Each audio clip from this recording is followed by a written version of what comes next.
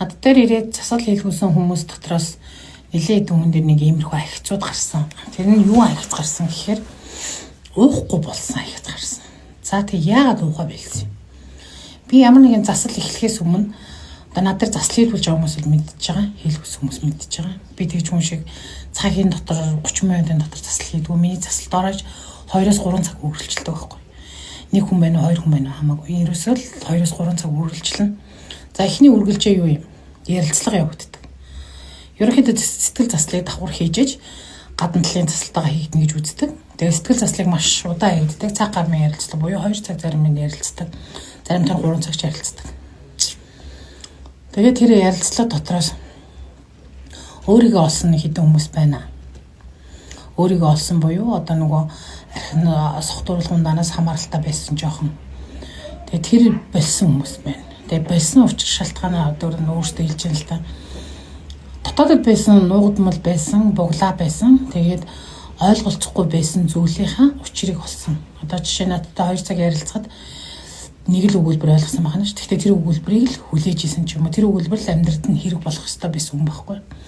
Тэгээд ерөнхийдөө ингээл өөрөө ухамсараар л бэлдсэн дээрээс шин ямар нэгэн муухай байли, биеэр нуухай байли мэлээ гэж юусо бодоогүй ч зүгээр л гарч алхаж яваал тэгэл архиужон харахаар за ерөнчтэй өмнөхөөсөө өөр нүдээр хараад тэгэл нүдний бэлмэд нэгдэл тэгэл архийг сэжгэлцсэн ш. Тэгэл ерөөсөө спрал нөгөө гэрийнхэн тохиолдол модлуулна гэжсэн бүгд ингэж байлаа л.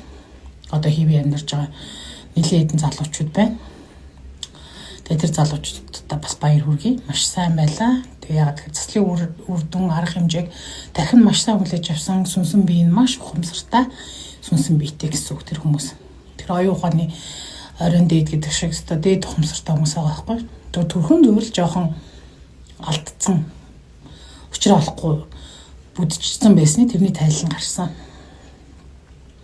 Тэгэхээр ерөнхийдөө нэг миний над дээр явагдах засал бол ер нь 3 цаг хэртэ явагдана. Яг бодит уулзсан засал бол 3 цаг хэртэ бараг 2 цаг гаруй 3 цаг явагдана. Эхлээсээ ярилцах хэрэгтэй.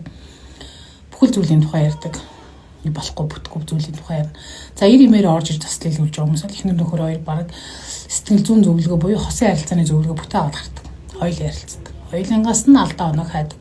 Хоёулаа ич санаа зовхгүйгээр нэг нэгэндээ таалагдаагүй, таалагдсан мөчүүдэд бүгдийг ярьдаг. Тэгээ бүр ингээд амьдралдаа ч ингэж ярьж үзээгүй байна. Бүр гайхаад юм. Битээр нэр ингэж ярилцаж үзээгүй юм биш гэд хүмүүс хүртэл гайхдаг шүү дээ. 20 жил болсон хүмүүс хүртэл.